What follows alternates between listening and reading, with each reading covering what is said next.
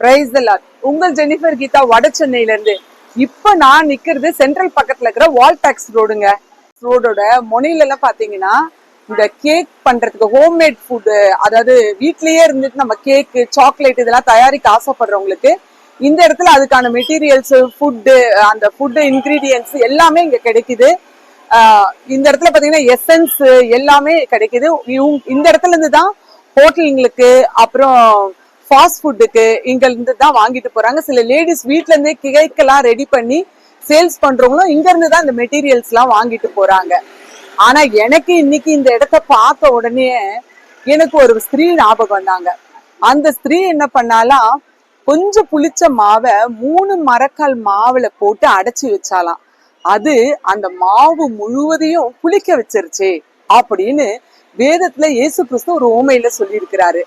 அந்த புளித்த மாவை எதுக்கு ஒப்பிடுறாருன்னா தேவ ராஜ்யத்துக்கு. ஆமாங்க, கர்த்தராகிய இயேசு கிறிஸ்து இந்த பூமிக்கு வந்து நம்ம எல்லாரையும் பரலோகத்துக்குரிய பிள்ளைகளா மாற்றுறதுக்காக தான் வந்தாரு. யோவான் 6ஆம் அதிகாரம் 48ஆம் வசனம் சொல்லுது, ஜீவ அப்பம் நானே. ஆமாங்க, இந்த பூமியில சில உணவுகளை சாப்பிட்டு நம்ம பலமா ஆயிடுறோம்.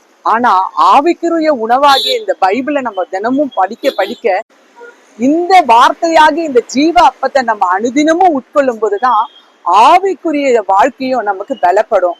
நம்ம ஆவிக்குரிய மனிதனும் ஆத்மாவும் பலப்படும் போது நம்ம பரலோக ராஜ்யத்தை சுதந்திரிக்க கூடியவங்களா மாறுவோம். God bless you all.